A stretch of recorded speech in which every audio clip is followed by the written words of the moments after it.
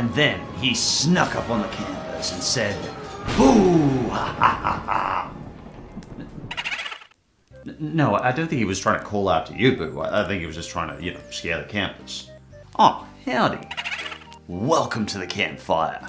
Today, Boo and I are going to be talking about spooky stories about Disney characters, Disney movies, or just Disney in general. We've rounded up 10 stories that are outright horrendous quality, with completely silly, ridiculous, and cliche twists at every corner. And plenty of punctuation errors, that I can definitely assure you. So grab some marshmallows and let's check out the 10 worst Disney creepypastas. And just a heads up, there will be discussion of some more over-the-top animated gore than usual. It kinda comes with the territory of bad creepypastas because apparently violence is really scary. And of course, if any of the writers of these stories are watching, please don't take my criticism to heart. I'm only criticizing your stories and certainly not you as a person. I hope you keep writing and keep improving. Hey, it's been a while, Strider. I heard you're using my disclaimer again. Are you checking out some creepypastas? Hey Dennis. Please welcome a good friend of mine, Hoodoo Hoodlum's Revenge. He's a master of bad creepypastas. Want to help us read some of these abysmal stories, Dennis? I'd be glad to. I'm ready when you are. Okay, great. Also, some of these stories have been slightly abbreviated or altered in order to fit into this video. If you'd like to check out the full stories, all links are in the description. But without further ado, on to the countdown. Do you suppose the bears will attack us? I don't know, maybe we should get some bear spray, just in case. Help Me Mickey. Now this is an authentic creepypasta. It even comes with a cliche caption picture in the wiki. Apparently this bloody picture is Mickey telling the kids, "Death is fun!" Oh, ha, ha, ha. Anyway, let's begin. It was your average trip to Disney World. Roller coasters, merch, events, and etc. But one of it was for 2013 movie night, and I logged off my Club Penguin account and went to movie night. Oh yeah, Club Penguin is serious business. The employees played a movie called Help Me Mickey, and so I was gonna watch. Minnie was saying, "Help me Mickey, ah," while being stabbed, and so Mickey was coming out. But while Mickey was saving Mickey, he got violently hit by a car and blood and guts went in the air and all of the children watching screamed while Mickey was laughing. But the movie said, "Die." And that gave one kid a... And that gave one kid a secure. He didn't survive after seeing it, even if it couldn't cause it from what I was seeing. What? This story got so serious so quick. Mickey had a creepy face telling the children, "Death is fun." And the movie was done already and every kid was screaming and crying while the employees were shocked seeing it and helping the children forget it, but I was scared seeing that shite, and our final days I didn't even mind to watch Disney Channel even if I was all I would not really watch. Where are your full stops, sir? You've randomly capitalized here and there, but that seems to have been mistakes. I went to the manager at the pool and he closed movie night for quite a while and were searching why that happened. And apparently that's it. Though to be fair, this Help Me Mickey movie still sounds less creepy than the Mad Doctor was. Oh look, a giant koala. That's a bear? I figure they look more like Yogi and Boo Boo. Oh, sorry. Number 9.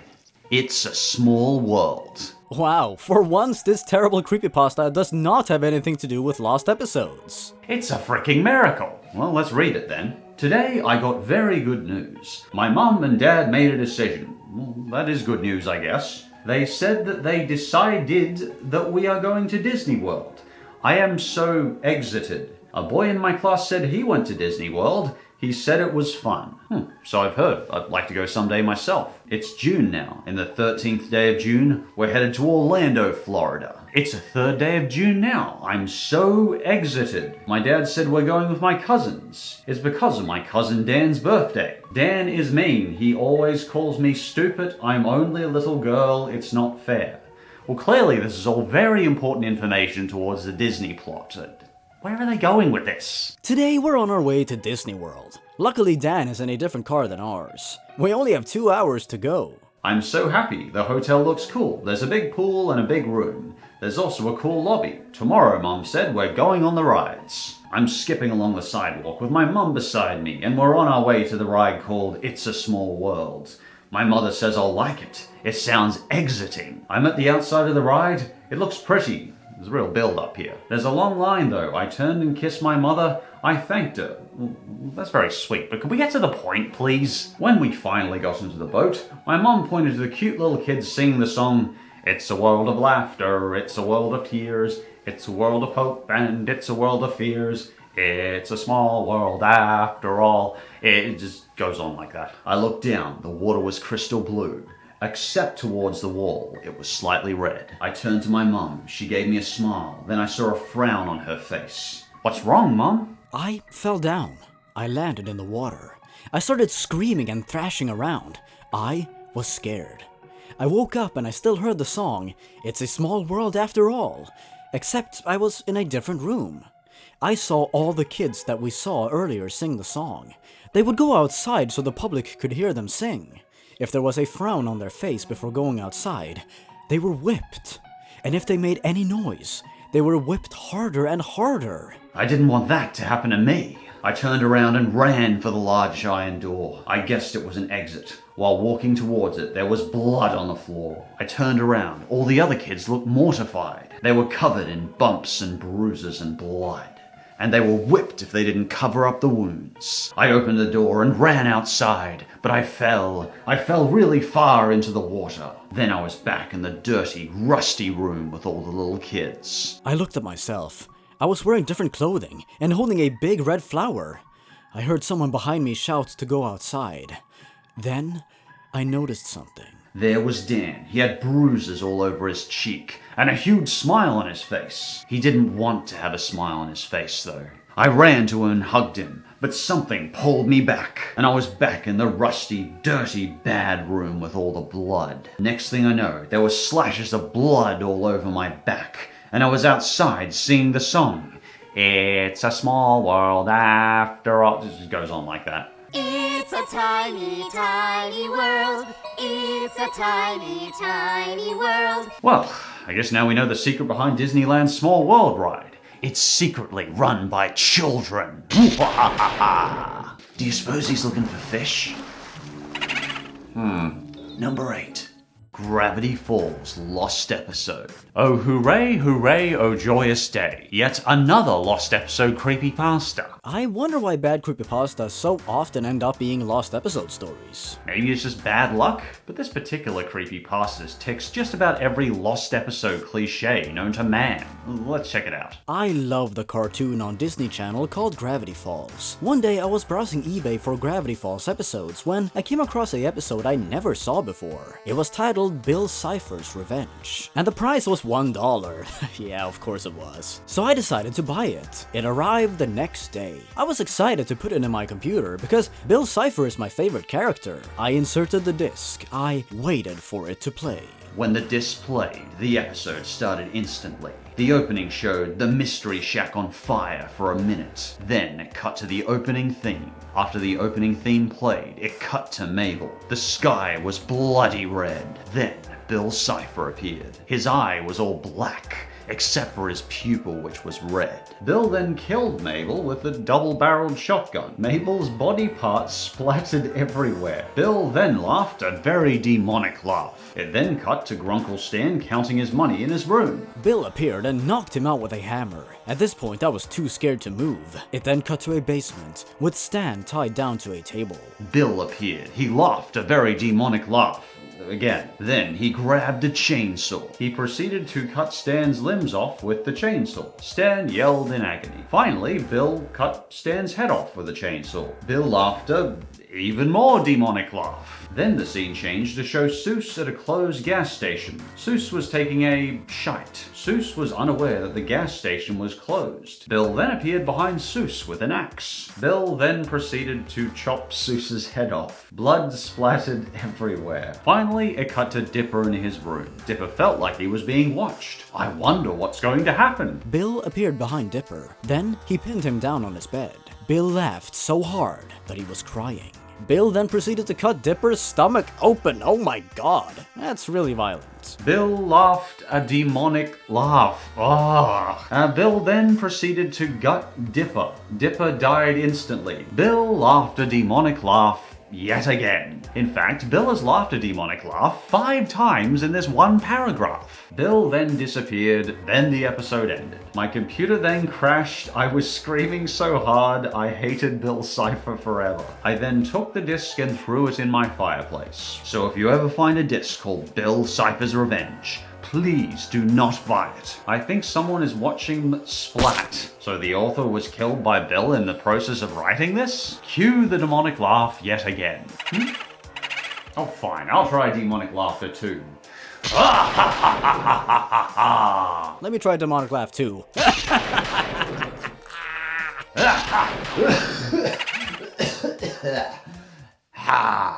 I hear they're dangerous in numbers. Yeah, look how smart and tactical they are here. They can't get in there because we got a new Bearlock can. Look at that. They're gonna roll it down the hill. Look at them go. What monsters. Disney's Carnage. Well, that's a promising title. Let's see what they have in store for us. Hey there. Hi, author. Have you ever heard of Warner's Splatter? It's a parody featuring animated Warner characters, Tom and Jerry and Looney Tunes. If you have seen by chance a picture of Jerry getting chopped by Tom, it comes from that demented parody. Well, I had a terrible experience with something like that. But first things first, let me introduce myself. Name's Susie, and I'm an... what? Anthropomorphic dinosaur? I used to be a bully, being mean to everyone, threatening others, but an indirect trip to another world changed me completely. That's not what I'm gonna talk about though. What? Then why did you bring it up? You had a trip to another dimension, but you're instead gonna tell us about a Disney movie? I guess I'll strap in. It was Saturday, and I was grounded for skipping class yesterday. Not that I cared a lot. So, there's a long silly subplot here about Susie apparently doing drugs and lying to her parents and teacher about it, but it's really long and boring and has absolutely nothing to do with Disney, so we're just gonna skip to the next part. Again, if you're curious, full story in the description. Toriel the teacher yelled at me, "Are you effing out of your mind?" I was shocked. Toriel had never sworn, not even in front of a student. Not even in front of it. I feel like that's the last place you should swear. "I can't believe you had been doing drugs. That's illegal and wrong," she kept screaming. I swear I didn't do drugs. Well, if you're gonna keep lying, then I will have to get rough, she said, as she dragged me to the detention room. She made me sit and pulled out a disc with the title Carnage, drawn in red marker. "This will teach you not to be a terrible monster," she said, as she inserted the disc in the disc player and left the room. The movie started with the modern intro of Disney movies. Then, the Pixar intro appeared, but when the lamp squashed the eye, the screen went black, followed by a disturbing sound. What disturbing sound? Like the sound of Christopher Walken or Nicolas Cage? You gotta elaborate a bit, author.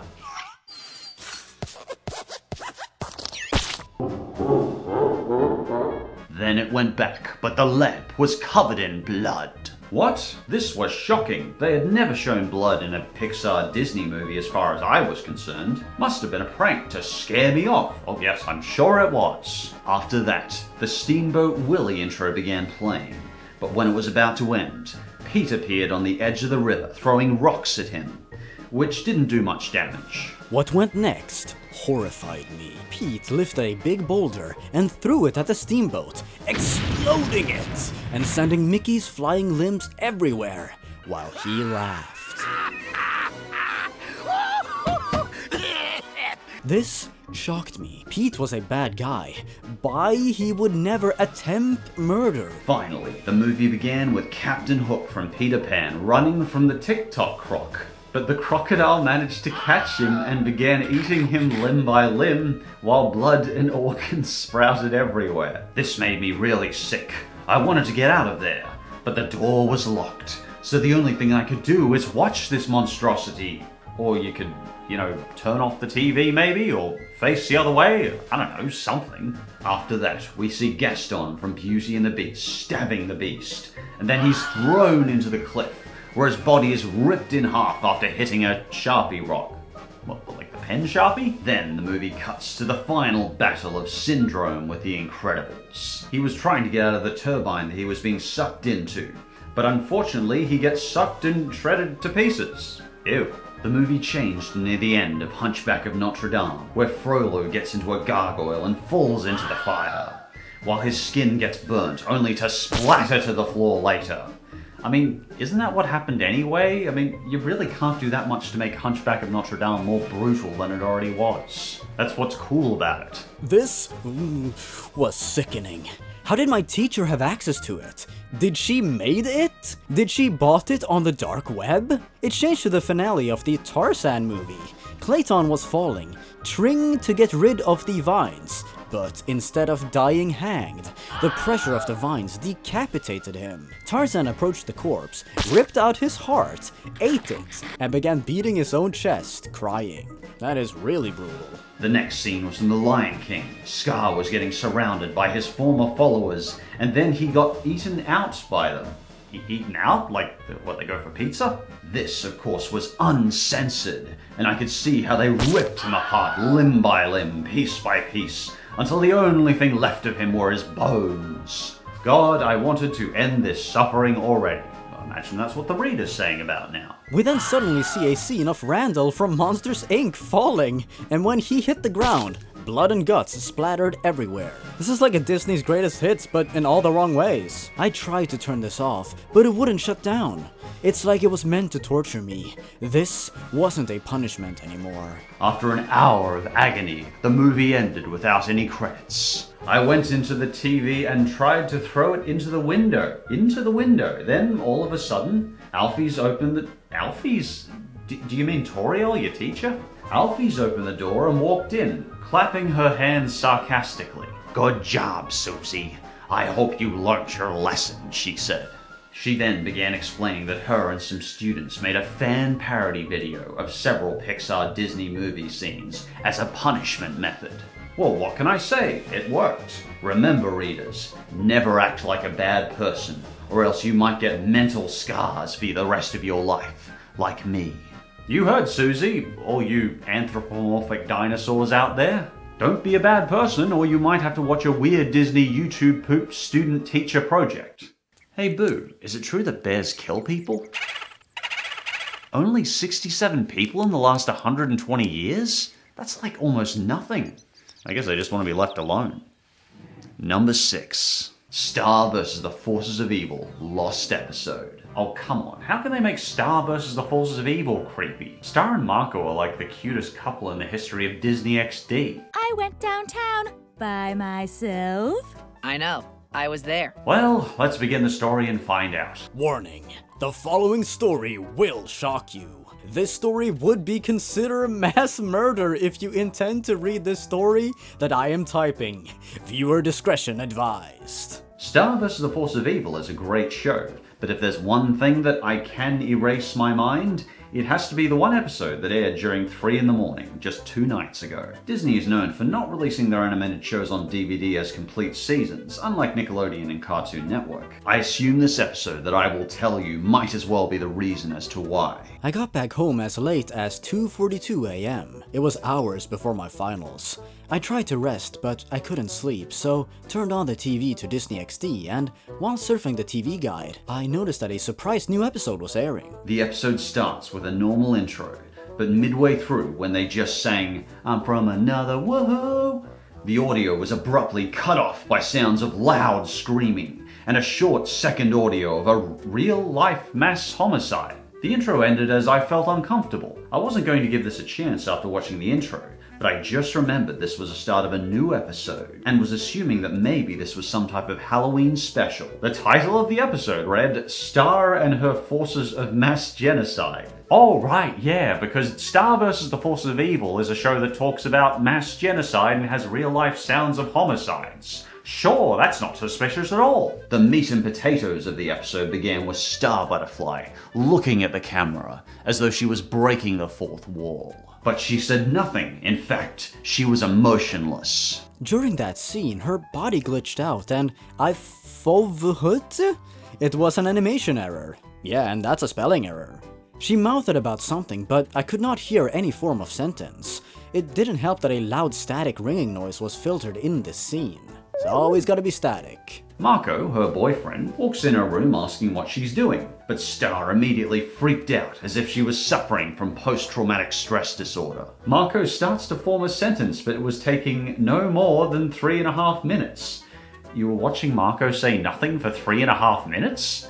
You have more patience than I do. The next scene features Star and Marco at school walking while having a conversation, but it seemed like the animators put the same walking cycle over and over and over and the same backdrop of the school hallways as if it was an old crappy Hanna-Barbera cartoon where backgrounds are recycled during walking or running sequences.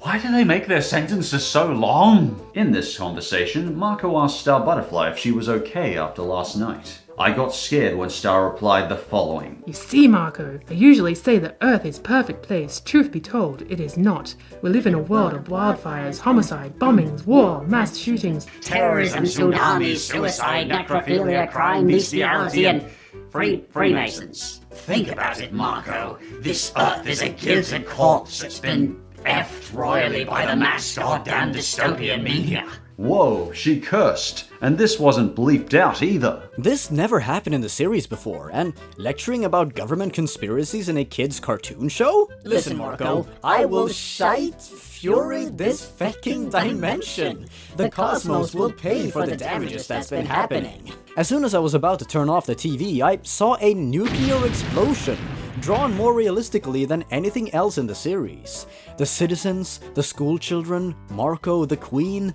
everyone else screamed in sheer terror and agony. The only lone survivor was Star herself. I could not take any more of this. I was afraid as to what might happen next. She was walking back to Marco's place alone with no sound playing, except for Free Bird by Lynyrd Skynyrd.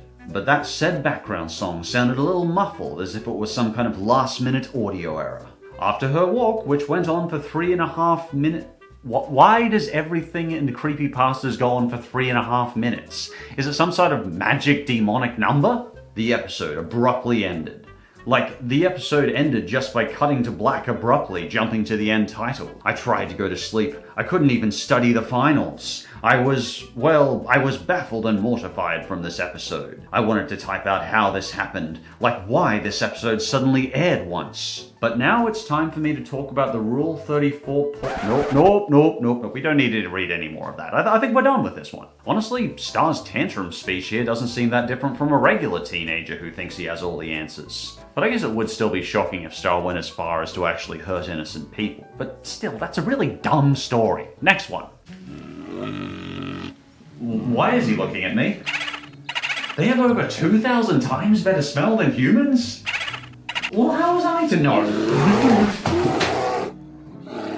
A Bug's Life deleted scene. I remember Bug's Life. I used to watch this on repeat when I was 8, over and over again. Somewhat okay times. Yeah, not really.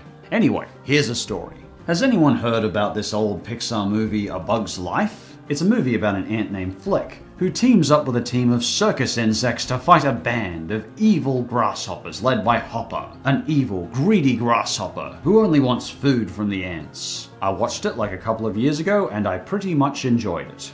However, one incident left me shocked for my entire life. In 2007, I found a VHS tape on the ground while I was walking home after a day of swimming practice.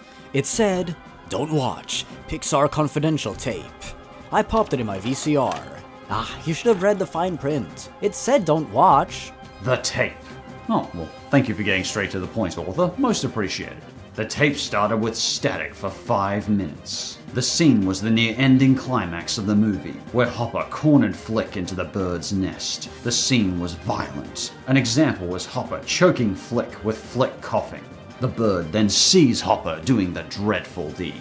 Thinking it was a trick with the Blueberry Scouts inside, Hopper immediately realized and he was shocked. The bird roared at him, but the roar was Godzilla's roar, and it was extremely loud. I turned down the volume, but I could still hear the deafening roar. Hopper screamed as he walked out, but the bird caught him. As Hopper was almost going to die, the bird then stabs him with its beak and carries him to its babies. Somehow Hopper is still alive and he was screeching for help. And the bird immediately dropped Hopper down to its babies. The screen cuts to black and I could hear blood-curdling screams. Soon, an image of Hopper appeared on the screen. Hopper was dead. His left eye was a cross and his other eye was dangling from the socket. His mouth started leaking blood and his wings were ripped out. One of his arms were ripped out as well. The music playing was Lavender Town from Pokemon Fire Red. I tried lowering down the volume, but the remote had no batteries. I tried asking for help, but I was alone. The screen turned black and then a message appeared saying 1995, Pixar Animation Studios. The tape popped out of the VCR and I popped it back in to get some footage. I uploaded the footage to YouTube and I ended up selling the tape to eBay. Word is out there somewhere where someone now can buy it and watch this disturbing tape. Oh, come on, what? The only difference in this lost episode to the original movie is it had a slightly more grisly Disney death than usual. Where's Flick, Princess Anna, or the circus bugs? I was hoping for some sort of ant zombie apocalypse. We drew one of you dying because our teacher said it would be more dramatic.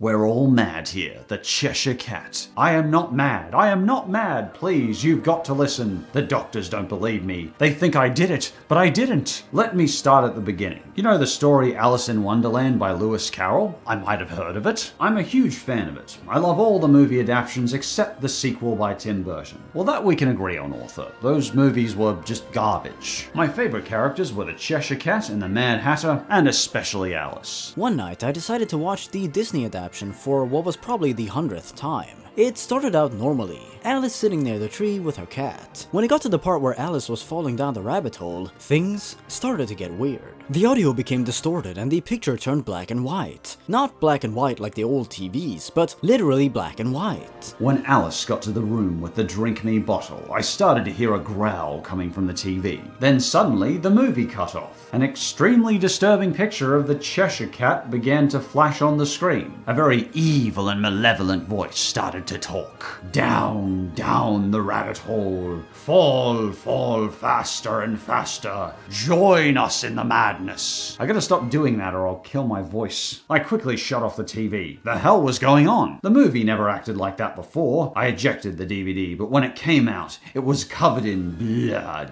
What, your VCR have a nosebleed or something? Over the course of the next few days, things started to get worse. I received a phone call from the police telling me that all of my friends had been brutally killed and torn apart. Well, that came out of nowhere. What caused that? I would like to imagine it has nothing to do with the movie you're watching, it just all happens to be a really crazy coincidence. Every night I heard the same voice from the TV. It kept repeating the same thing.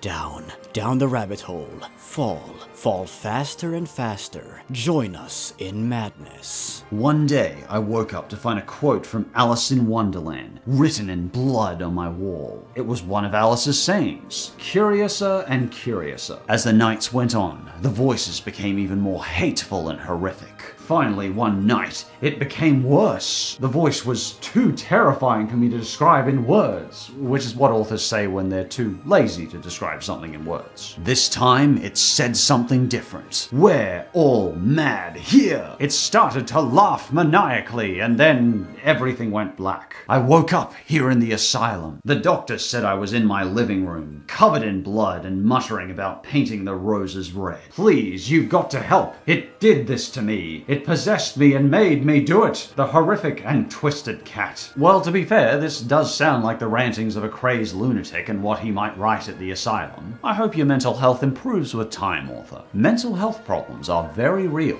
though I don't think many of them are caused by Disney's Alice in Wonderland. Maybe the Tim Burton movies. I can't drop it. Well, I'm hungry and it's peanut butter. Winnie the Pooh.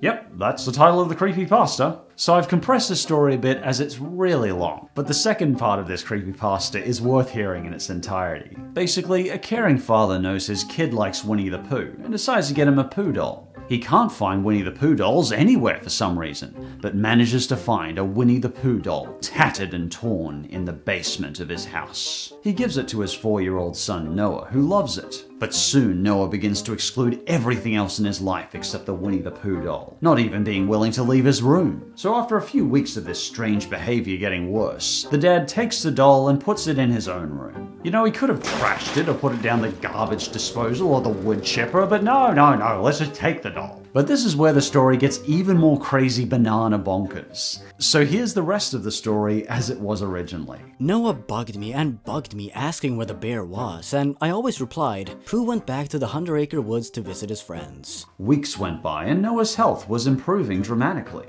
He gained his weight back, the bags under his eyes were going away, and he started eating again. He even started telling me that he loved me at night before bed. It was very sweet. I lay on my bed looking over the worn doll. I even picked it up and tossed it back and forth in my hands for a while. I like how this doll feels. Despite its aging, the doll was still fuzzy as ever. I started putting the doll in my bag before work. On lunch breaks, I pulled the doll out and stroked its head. I quickly shoved it back into my bag when a coworker would walk by.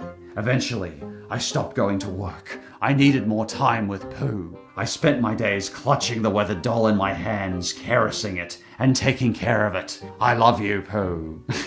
Dad, there's nothing to eat, Noah would moan. Stupid kid, he's interfering with my time with Pooh. Can't you see I'm busy, you little cretin? Noah would hang his head and scurry back up to his room. He doesn't know, Pooh. He doesn't know the time needed for you. I started confiscating his VHS collection of Winnie the Pooh, bringing them to my room so I could watch them all day, all night. I stopped sleeping. If I slept, Pooh would be angry. I didn't want to make him angry. I hadn't even gotten up to relieve myself. Okay. I don't care, as long as Pooh is happy. Noah eventually left, but I couldn't exactly remember when. Was it yesterday? Was it weeks ago? Good riddance. I'm free of him for good. Eventually, my electricity went out. I hadn't paid the bill in months. I'd gone from a 180-pound man to a 100-pound man. As long as Pooh loves me, I don't care. I was forced to eat bugs and rats that unfortunately scurried across my path. The paint on the walls started to peel and mold covered the ceiling. I don't care. I do it for Pooh. He needs more time than I do. Much time has passed and I haven't been in great shape. I think I'm dying. I can't die. Pooh doesn't want me to die. My beard and unkempt hair reach below my chest. My clothes are in tatters, and my fingernails have grown unreasonably long. I sing to myself occasionally to please Pooh. Winnie the Pooh. I'm going to get through this. Penny. There's a knock on the door. People have knocked before, but this knock was insistent. It was hard, but I got up and stood. I looked through the peephole, and a man in his late 20s was outside. He knocked again. He shouted something. Dad, are you in there? And that's where the story ends. Wait, that's it? What happens to the father? I don't know, but I was genuinely curious this time. Apparently, Noah the orphan, 25 years later, comes back to visit his hermit troll father, and that's how it ends. Honestly, I couldn't decide if that story was horrifying or hilarious. A shame the dad didn't do what literally every other creepypasta protagonist ever does and destroy the cursed object. Ah well, that was really fun. Next story. Should be safe here. Boo, I dropped my sandwich. Should I go back? Oh, thank you. A Goofy movie, alternative ending. Aw man, I love a Goofy movie. The soundtrack to that movie is on a whole nother level. It was a nice autumn day, and I was wondering why Disney keeps the Disney Vault such a secret. I know there's countless images of the vault, but Disney makes sure to keep one tape in the vault secret. My cousin who works at Disney, of course, told me that there is one VHS of a Goofy movie that Disney wants nobody to talk about. I asked him if he could bring this VHS of a Goofy movie. He said he had a spare copy of it. Didn't he just tell us there's only one tape? Anyway, I wanted to see what was so secret about one VHS tape. My cousin came in. I should say I went to his house to talk to him. He had a VHS that looked rusty and old. We cleaned it and put it in our VHS player. It started normal. In fact, everything was normal. Until the ending. Max attempts to grab the steering wheel. That was weird because Max tells Goofy where to go in the original movie. He made the car drive off of a cliff. The car kept falling until it lands in water. The car got destroyed. Max was trying to swim. It looked like he was about to drown. I kept watching. He kept on going and going down the waterfall. Normally at this point, Goofy would save him. Goofy tried but failed really badly. Max was getting closer and closer towards the waterfall. He fell to his death. It wasn't shown that he died, but it was implied that he died. Goofy was watching in terror. He walked until he saw a person who was offering him a car. Goofy accepted. He drove off to his home. He got home and looked at Max's old stuffed bear. Yes, that name is canon. I'm sorry, what? What are you even talking about? What name is canon? Goofy finds a spare gun and puts it into his mouth and said his final words. Goodbye, Disney. Then shoots himself to death. Well, duh, he's not going to shoot himself to life. I was shocked when Goofy pulled the trigger. The credits rolled and at the end a quote came on. The quote reads, "If you feel stuck, do what Goofy did." Walt Disney. I could not believe that Walt would say a thing like that. So I emailed Disney and they said that they didn't make the tape and that some hater of Disney made it. I asked my cousin if he made the tape. He wasn't there. Did he make the tape? I asked myself. I drove off and watched the real version of Goofy movie. I heard a knock at my door. I looked at it and saw a piece of paper. It said, "If you feel stuck, do what Goofy did." I was tired of hearing that quote, so I tossed it in my paper shredder. Now let me watch the real version of Goofy movie. Oh, and we're done. Well, at least the protagonist was okay at the end. It's a strange story, but I actually feel there was a surprising amount of earnestness to this story. Yeah, I mean, I've definitely read worse creepypastas. Author, keep on shredding papers that say that. We hope you find calm and serenity in your life, or at least a decent copy of the Goofy movie. I guess he likes garbage. Oh, it's delicious. Thank you, Boo. You remember to like peanut butter. Mickey. Whoa, this one's really something special. You ready for this, Dennis?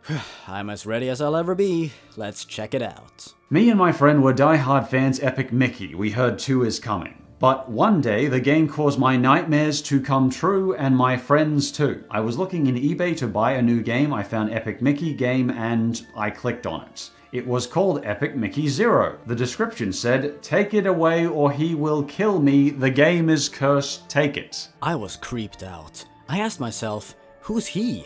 I bought the game and the description said, "Thank you. Now de-story it and never play it." I was like, the fuck? I clicked refresh and it 404'd me.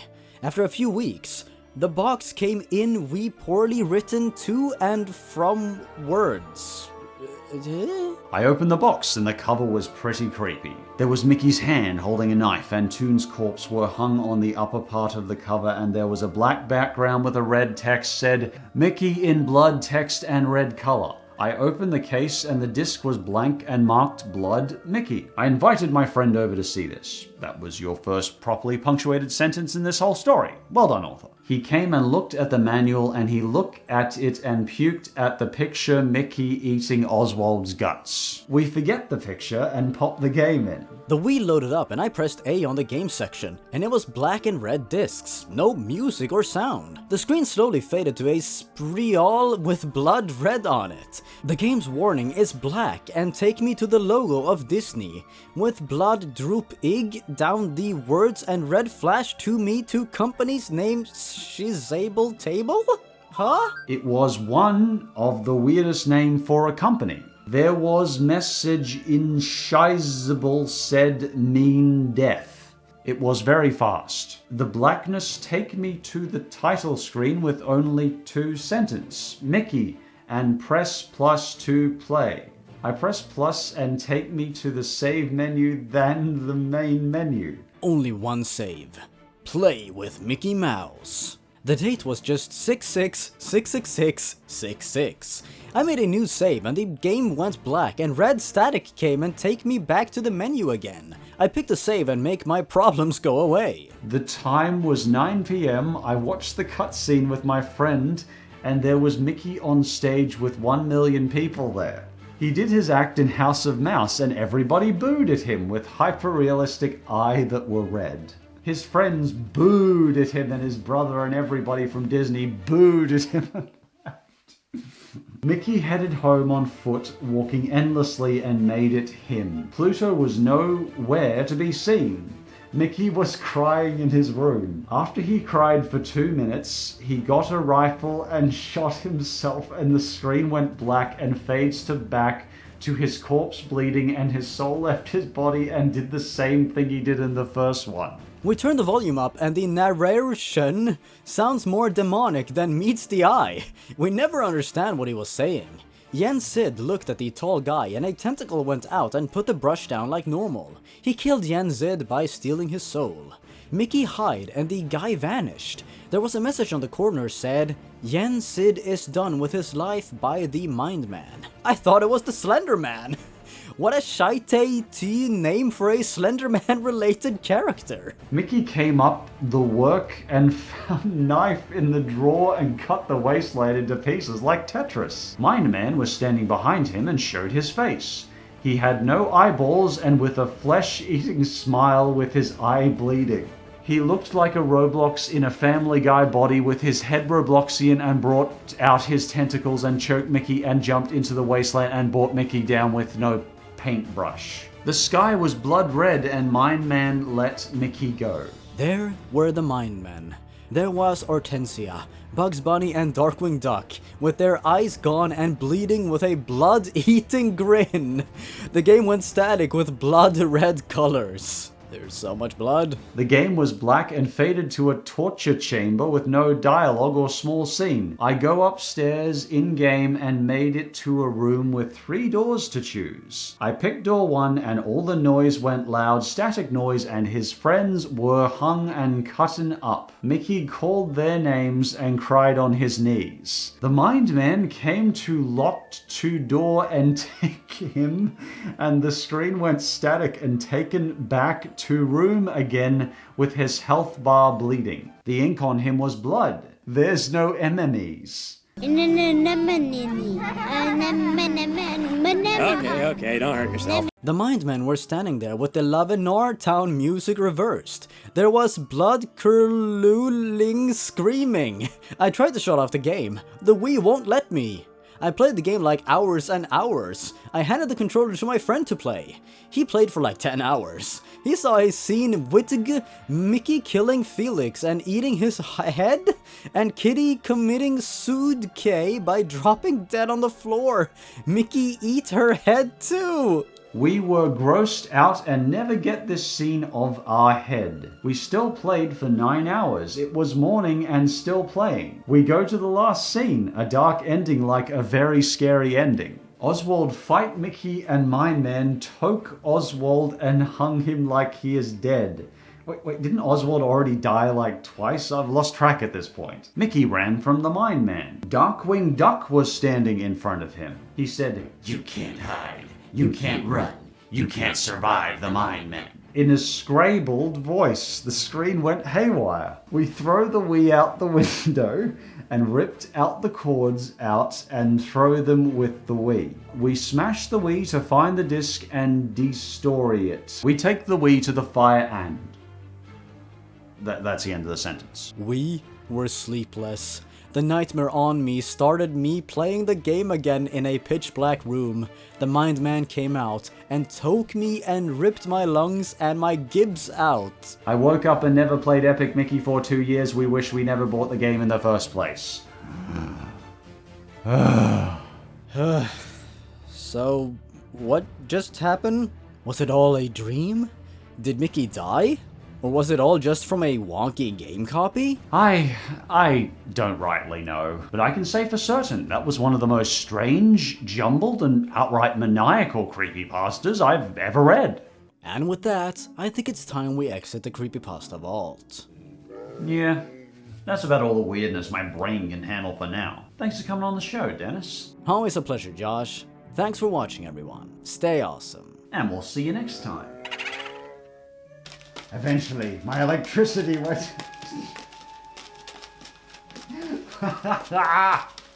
My electricity went... Can't you see I'm busy, you little cretin?